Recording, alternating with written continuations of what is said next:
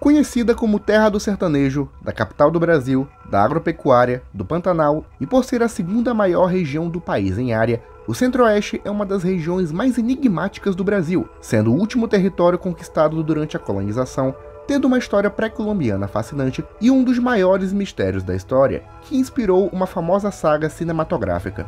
Hoje vamos falar um pouco sobre a região Centro-Oeste, então já vai sentando o dedo no like, se inscrevendo no canal, ativando o sininho de notificações, nos seguindo nas páginas paralelas e se você for do Centro-Oeste, já vai colocando de qual cidade você fala. Sem mais delongas, vamos ao vídeo.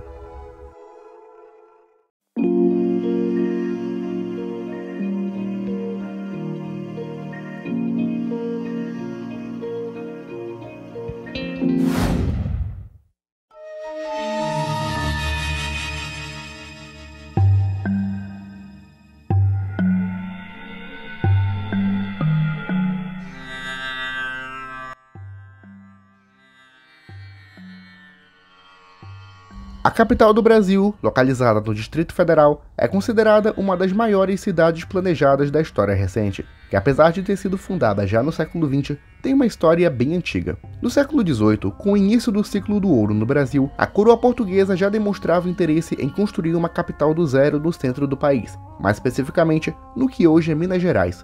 Mas por razões estratégicas, a capital foi movida de Salvador para o Rio de Janeiro em 1763, já que o Rio já era uma cidade consolidada e que era o porto mais defendido da colônia.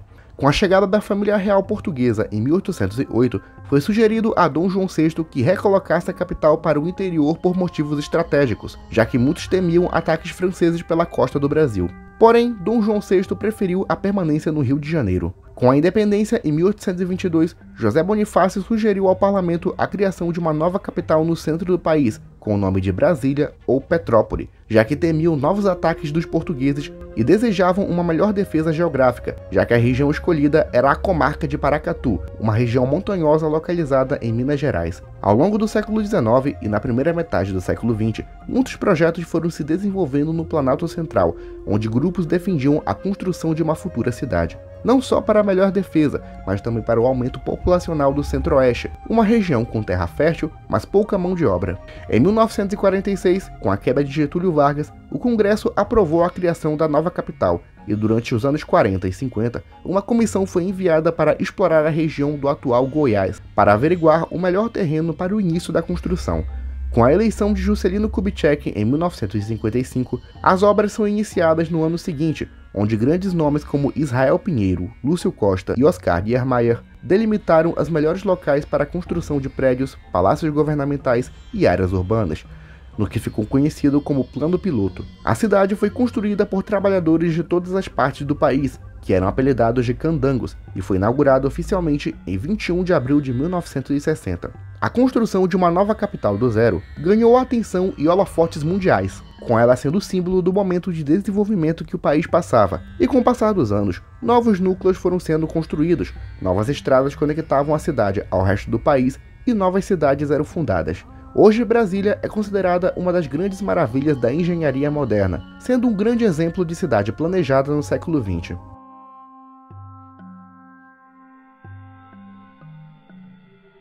No começo do século XVIII, a região centro-oeste do Brasil começou a ser explorada pelos portugueses após a descoberta de ouro. O ciclo do ouro substituiu o do açúcar e marcou o povoamento do interior e a chegada massiva de portugueses à metrópole para tentar a sorte na colônia. As expedições de exploração eram conhecidas como bandeiras e seus integrantes eram conhecidos como bandeirantes. Eles exploraram o interior, fundaram cidades, escravizaram indígenas e tomaram posse de novos territórios para a coroa portuguesa. O período foi marcado pela fundação de várias cidades, como Cuiabá em 1719 e Goiás em 1727, que deram origem às capitanias de Mato Grosso e Goiás. Nessa época, também surgiu a lenda de um bandeirante que entrou para a história e que vamos falar agora.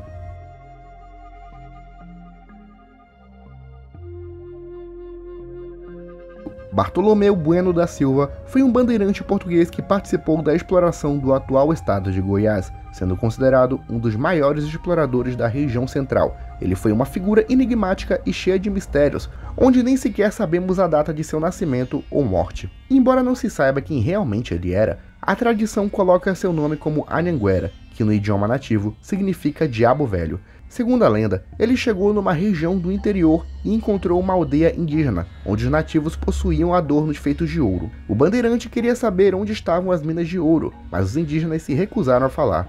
Tempos depois, Bartolomeu voltou com uma vasilha com água ardente e ateou fogo, ameaçando queimar os rios da região.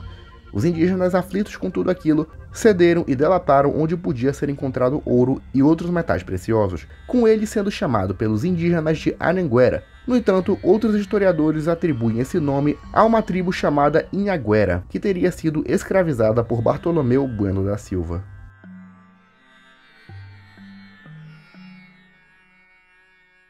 Eu pensei em colocar esse caso lá no final do iceberg, mas ele foi tão recente que eu acho que todo mundo aqui ainda se lembra. Lázaro Barbosa de Souza foi um criminoso que tocou o terror no entorno do Distrito Federal e foi buscado por uma força-tarefa policial durante 20 dias, em junho de 2021. Lázaro Barbosa já tinha um longo histórico criminal, já tendo assassinado 2 pessoas na Bahia e assaltado casas no interior de Goiás e Distrito Federal, chegando a matar 4 pessoas da mesma família e sendo acusado de estuprar uma menina de 19 anos. Devido à facilidade com a qual o bandido se escondia e andava pela mata, e a rapidez com a qual se escondia, Lázaro foi buscado por uma força policial que fecharam as fronteiras goianas e colocaram mais de 200 homens na região, incluindo helicópteros e cães farejadores. A mídia fez uma das maiores coberturas policiais da história do Brasil, com o caso sendo mostrado em redes sociais e na televisão, ganhando até uma certa repercussão internacional. As cidades do entorno do Distrito Federal também foram aconselhadas a tomar precauções e medidas de segurança, gerando um ambiente digno de um filme de terror.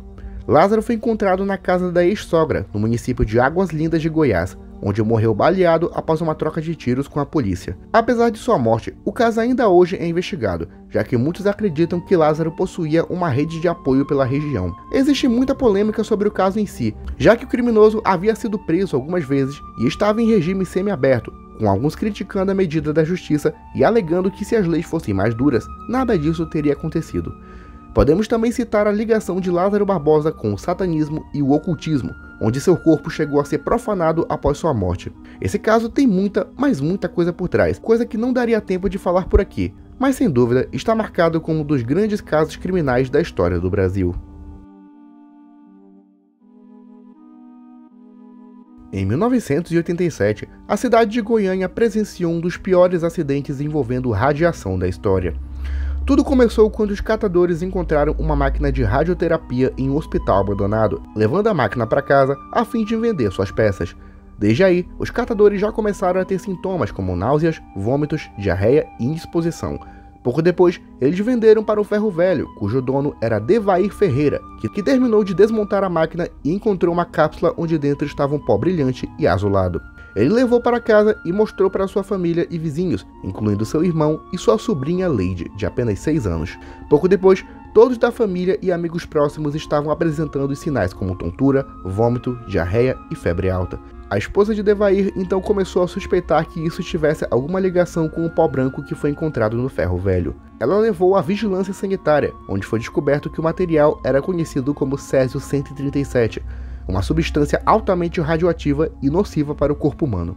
As pessoas que entraram em contato não só contaminaram suas famílias, mas toda a área por onde moravam, com elas sendo isoladas e evacuadas. O governo da cidade promoveu um mutirão, onde uma triagem foi feita para identificar as pessoas que haviam sido infectadas no estádio olímpico, com 129 delas sendo contaminadas. Ao todo, 4 pessoas que tiveram contato direto com o Césio-137 morreram, incluindo a pequena Leide de apenas 6 anos, que morreu sofrendo com danos nos rins, pulmões e perda de cabelo. O caso gerou repercussão nacional, gerando pânico na cidade e resultando na morte de várias pessoas ao decorrer dos anos.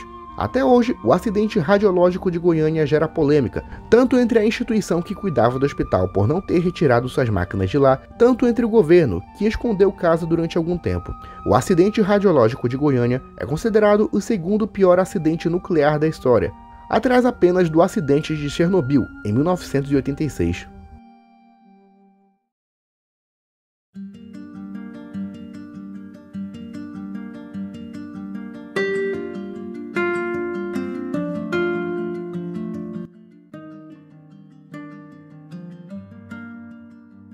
O Marechal Cândido Mariano da Silva Rondon foi um militar e sertanista brasileiro nascido em Mimoso, no Mato Grosso. Ele ficou conhecido por liderar expedições no interior do Mato Grosso e na Amazônia, entrando em contato com povos isolados, descobrindo novos rios e mapeando a região. Apesar de inicialmente ele defender a integração dos indígenas à sociedade brasileira, pouco a pouco passou a defender a preservação cultural dos povos originários, sendo um dos fundadores e diretor do SPI, o Serviço de Proteção ao Índio, em 1910, que foi substituído pela FUNAI em 1967. Além disso, o Marechal defendia a criação de uma área onde os povos originários pudessem viver e manter suas tradições, sendo esse o Parque Nacional do Xingu. Por essas e outras, ele é considerado um dos grandes pioneiros da proteção dos povos indígenas do Brasil, além de pai das telecomunicações e patrono da comunicação do Exército Brasileiro. Seu nome deu origem a várias rodovias, estradas e bairros em todo o Brasil, incluindo o estado de Rondônia, na região norte. O seu nome também foi escrito no livro de Heróis e Heroínas da Pátria, sendo considerado um dos maiores brasileiros de todos os tempos.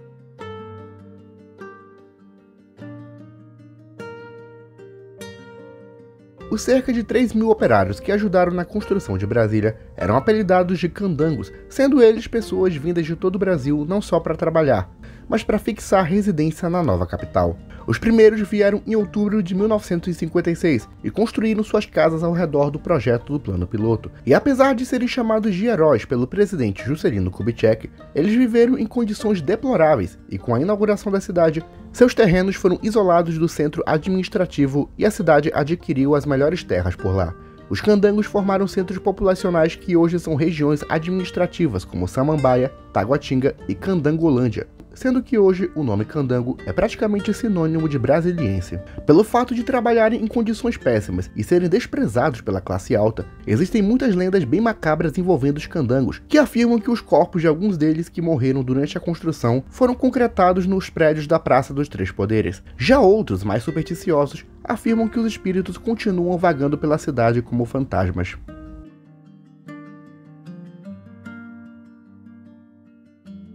Sendo a terra das duplas sertanejas no Brasil, Goiás é um dos estados mais importantes do país. Mas um mistério que ronda a história desse lugar vem da origem de seu nome. É dito que Goiás, Goiá ou Goianás, foi o nome de uma poderosa nação indígena que habitou aquela região antes da chegada dos portugueses. Eles seriam um povo bem mais sofisticado que os demais, possuindo grande conhecimento de ouro e uma produção de cerâmica bem mais evoluída. Eles teriam sido conquistados pelos bandeirantes e, após isso, rapidamente se extinguiram por se recusar a abandonar a sua cultura. Apesar disso e dos relatos das tribos de São Paulo, não existe qualquer evidência de que alguma vez existiu uma tribo com esse nome por lá.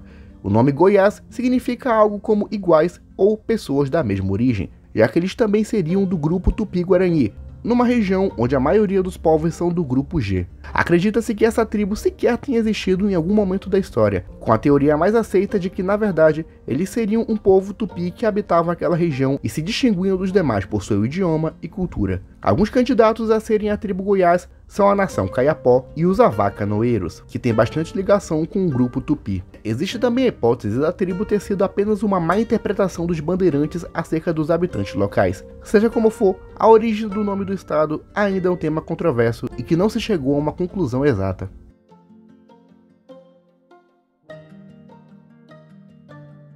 Muitos historiadores veem similaridades entre Brasília, capital federal, e Akhetaton, capital do Antigo Egito no reinado do faraó Akhenaton. As duas cidades foram movidas por um sentimento de mudança, representando uma nova era em suas respectivas épocas.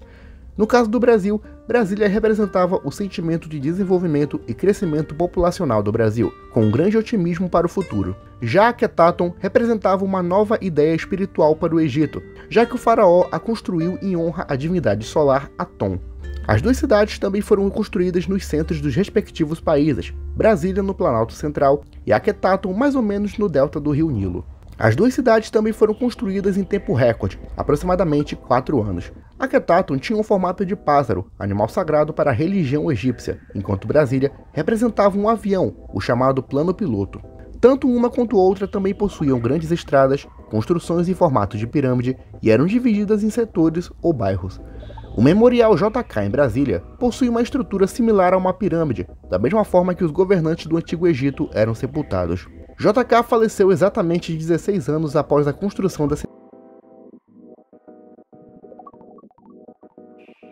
Em 1925, o aventureiro e explorador Percy Fawcett, na companhia de seu filho mais velho, partiram numa viagem pelo interior do Mato Grosso, em busca de uma cidade perdida apelidada por ele de Cidade Z. O conhecimento dessa possível cidade foi encontrado através do manuscrito 512, escrito por um bandeirante português no século XVIII, e que descrevia uma cidade em ruínas no que hoje seria o oeste do Brasil. Fawcett estava inspirado na recente descoberta de Machu Picchu e queria deixar seu legado como descobridor de uma grande cidade perdida.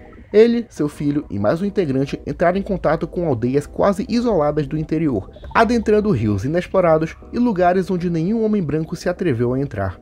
Mas em 29 de maio de 1925, ele telegrafou para sua esposa, onde afirmou que estavam prestes a entrar num território inexplorado, identificado hoje como o Rio Xingu, que vai desde o Mato Grosso e desemboca no Rio Amazonas, no estado do Pará. Desde então, eles nunca mais foram vistos. Teorias existem muitas, com as mais aceitas afirmando que eles foram atacados por alguma tribo isolada, um animal selvagem, ou definharam por alguma doença local. Fato é que eles nunca mais foram encontrados e nem seus corpos puderam ser recuperados, com muitas missões de resgate adentrando o território sem sucesso. Até que em 1952, os irmãos Vilas Boas entraram em contato com o povo Kalapalo, que afirmou que muitos anos atrás, 3 homens haviam sido mortos e enterrados perto de uma árvore. A alçada foi recolhida e estudada, mas a própria família de Fawcett se recusou a fazer um teste de DNA para comprovar se eram deles ou não, permanecendo assim como um grande mistério da história do Brasil. Mas algo bem curioso que podemos falar é que Percy Fawcett foi uma das inspirações para a criação de Indiana Jones, uma das maiores sagas cinematográficas da história. Sim, uma franquia que já marcou a sétima arte, foi inspirada num caso que ocorreu no Brasil. Não sei vocês, mas isso pra mim é uma coisa bem louca.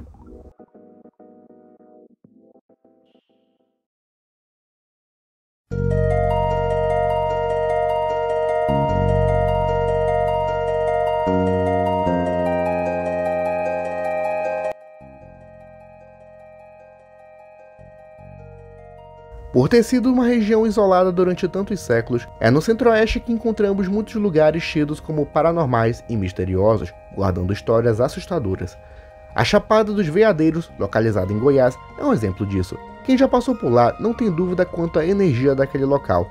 Segundo a lenda, a região passa por cima de uma placa gigante de quartzo rosa, e daí vem a energia que os visitantes alegam sentir. Outro mistério que envolve o local é o Paralelo 14, uma linha imaginária que corta o planeta a partir do meridiano de Greenwich e liga a cidade de Alto Paraíso, uma das principais da Chapada, a Machu Picchu no Peru, também famosa pelo misticismo.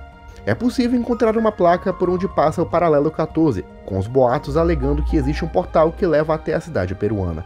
Relatos de OVNIs também são bem comuns. Outro lugar misterioso é a Chapada dos Guimarães, no Mato Grosso, que conta com diversas cachoeiras, cavernas, rios, entre outras belezas. As lendas giram em torno de sua localização, no Paralelo 15 Sul. Assim como no caso anterior, há uma linha imaginária por onde passa a Chapada dos Guimarães e liga vários pontos místicos da América do Sul.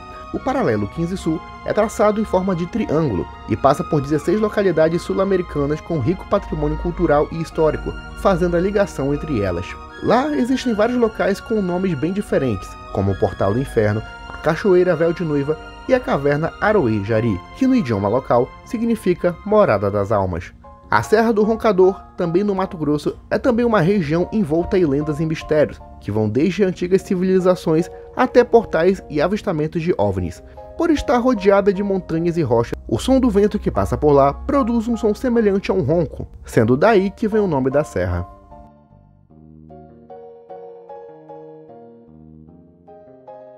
João Melchior Bosco, mais conhecido como São João Bosco ou Dom Bosco, foi um sacerdote católico muito importante no século XIX, já que ele revolucionou a propagação do evangelho, focando nos jovens e numa abordagem mais pedagógica. Não à toa, ele é hoje conhecido como padroeiro dos jovens. Porém, Dom Bosco também é conhecido por ter tido muitos sonhos misteriosos, onde com muito significado, ele descrevia eventos futuros e tinha visões de planos espirituais, todos eles reconhecidos pela igreja.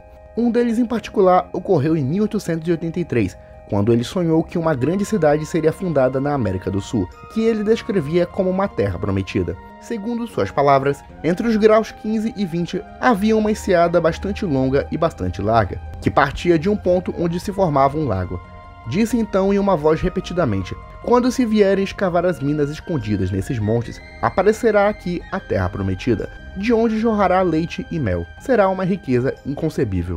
A descrição dessa região bate perfeitamente com a área onde 77 anos depois foi fundada Brasília, que, como já dissemos, tem um histórico de planejamento bem antigo. O sonho de Dom Bosco também foi supervalorizado por Juscelino Kubitschek e as pessoas mais próximas da fundação da cidade. Por isso, hoje ele também é considerado o padroeiro de Brasília. Não ironicamente, a Ordem dos Salesianos, fundada por Dom Bosco, foi um dos primeiros grupos religiosos a se assentar na cidade.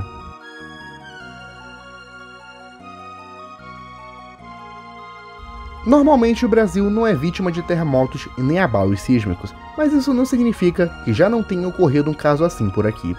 Em 31 de janeiro de 1955, um sismo de magnitude 6,3 na escala Richter atingiu a Serra do Tombador, no Mato Grosso, região do município de Maringá, a 375 km de Cuiabá. O temor ocorreu às 2h03 da manhã, e apesar de não ter causado nenhuma destruição ou deixado mortos, há relatos de pessoas na capital que acordaram durante a noite com um tremor. Esse também é considerado por muitas fontes o maior terremoto ocorrido no Brasil, apesar de felizmente não ter deixado danos.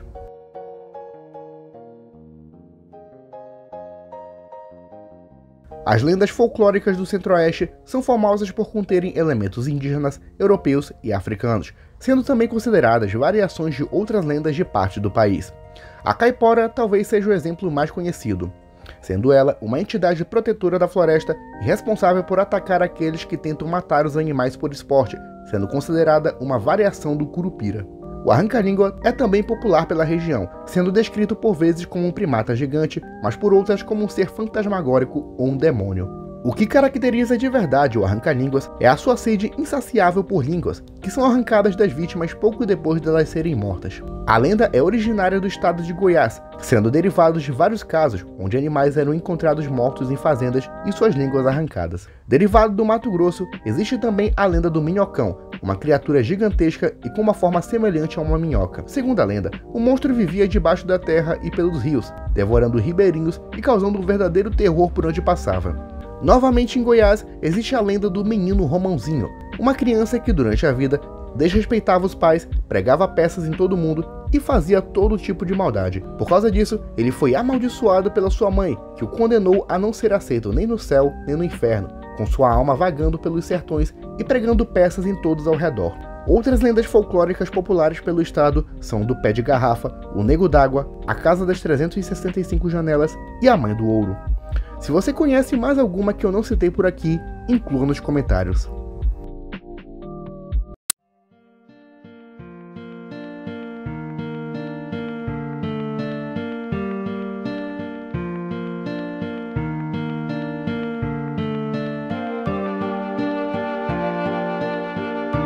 Em meados dos anos 70, a cidade de Campo Grande, no atual Mato Grosso, presenciou um aumento populacional devido à agricultura e desenvolvimento.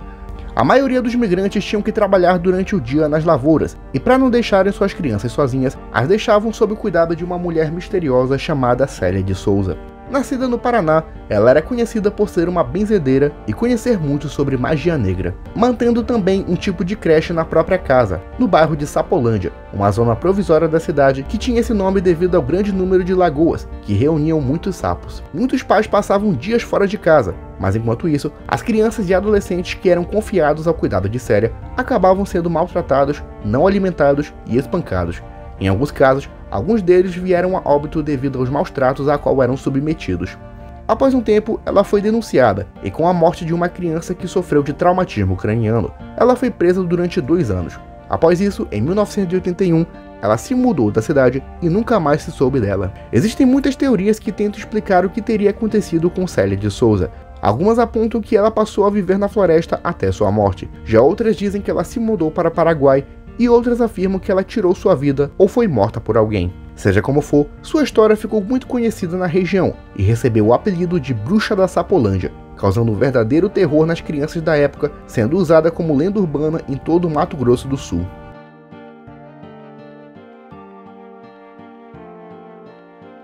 Em 1963, os senadores alagoanos Arnon de Melo e Silvestre Péricles protagonizaram um dos episódios mais chocantes da história da política nacional. Apesar de representarem o mesmo estado, os senadores eram inimigos mortais, tanto por motivos pessoais e familiares, quanto por questões políticas.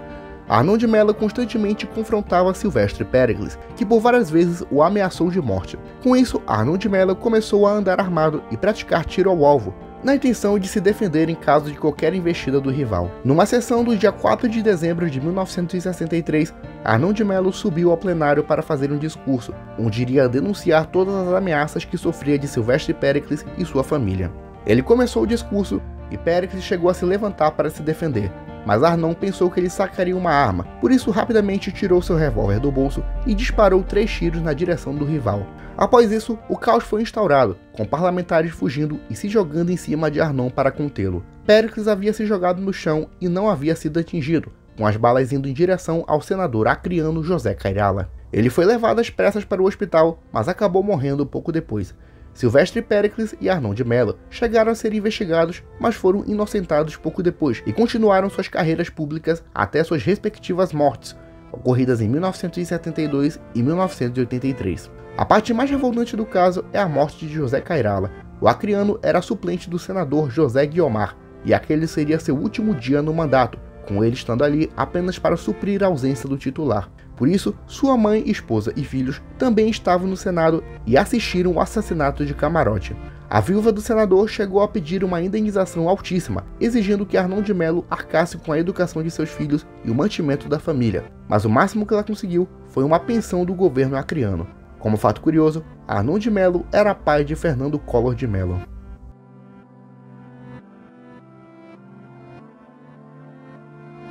Um dos casos mais revoltantes de violência contra o indígena ocorreu no Paralelo 11, no atual estado do Mato Grosso. Entre as décadas de 50 e 60, muitas regiões remotas do estado foram exploradas para a construção de novos centros populacionais e exploração de ouro e diamante.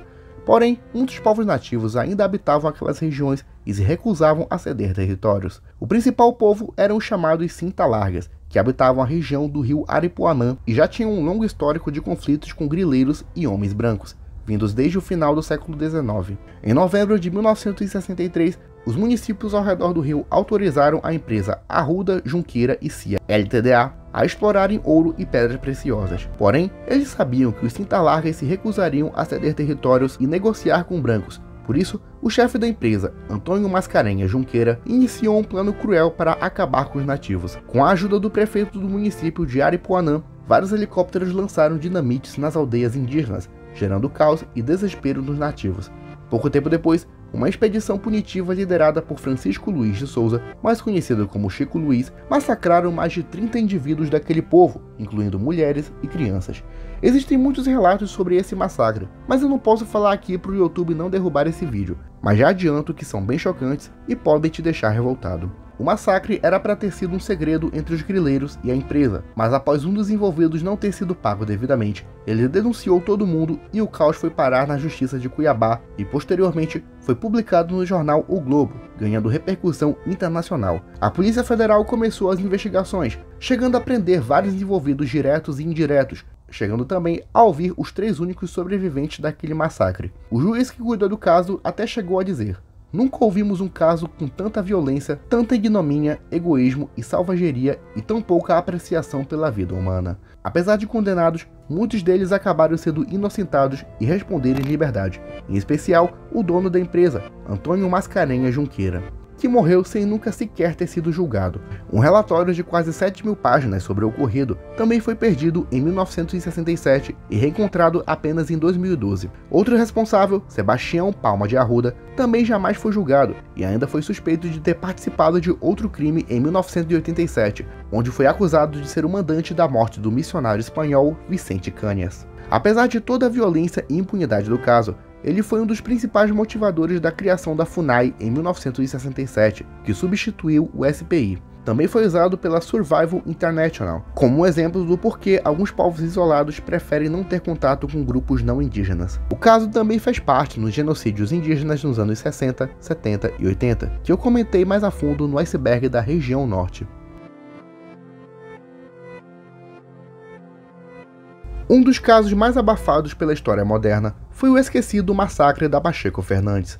Pacheco Fernandes era uma das muitas empresas que participaram da construção de Brasília. Ela mantinha um acampamento de operários candangos que trabalhavam em situações degradantes e jornadas abusivas, chegando a ultrapassar as 18 horas de trabalho. Somado a isso, a empresa havia cortado a água dos acampamentos, impedindo que no período de carnaval os operários pudessem ir à cidade livre, onde muitos gastavam dinheiro em bebidas e mulheres, atrapalhando seu desempenho durante o trabalho. Só isso já tinha deixado um clima tenso entre os trabalhadores e a empresa. Mas no domingo, no dia 8 de fevereiro de 1959, enquanto muitos operários almoçavam na cantina, 2 deles perceberam que a comida estava estragada e foram reclamar com os funcionários da cantina. A discussão levou a um caos generalizado, onde trabalhadores partiram para cima dos funcionários da cantina e alguns guardas locais. Com isso, a GEB, Guarda Especial de Brasília, foi acionada e enviou 4 soldados para conter a revolta, que por sua vez foram violentamente expulsos pelos operários. Mas a guarda não iria deixar barato e durante a noite invadiram o dormitório com mais soldados e armamento, iniciando o verdadeiro massacre. Depois disso, não se sabe muito. Nos dias seguintes, os jornais anunciavam que uma guarda de 60 soldados havia matado 9 operários, enquanto informações oficiais diziam que apenas uma pessoa havia sido morta e 48 ficaram feridas. Um jornal mineiro chamado O Binômio foi o único autorizado a cobrir o caso e conversar com os sobreviventes e membros da guarda. Alguns afirmaram que o número de mortos variava entre 100 e 200, ainda dizendo que os corpos foram jogados na Lagoa Feia, em Formosa, e nas funções da torre de TV, sendo cimentados para dar mais sustento ao prédio. Porém, as informações do jornal não foram levadas muito a sério, já que o mesmo fazia oposição ao governo de JK, além de ser acusada de promover matérias sensacionalistas. Após isso, o inquérito foi arquivado e ninguém foi punido. A única mudança ocorrida foi a extinção da GEB pelo presidente JK. Semanas após o incidente, 39 malas foram recolhidas sem dono e os candangos desaparecidos jamais foram encontrados. Em 2009, no local onde ficava o acampamento e hoje se localiza a Vila Planalto, foi erguida uma lápide em homenagem à memória das vítimas, sendo esse até hoje um dos maiores mistérios do Brasil. E terminamos o vídeo por aqui. Se você acha que faltou mencionar algum aspecto ou tem alguma correção, pode incluir nos comentários. Não se esqueça de deixar seu like, se inscrever no canal, ativar o sininho de notificações e seguir nossas páginas paralelas. Tudo isso ajuda muito no crescimento e evolução do canal. Sem mais delongas, me despeço e tchau.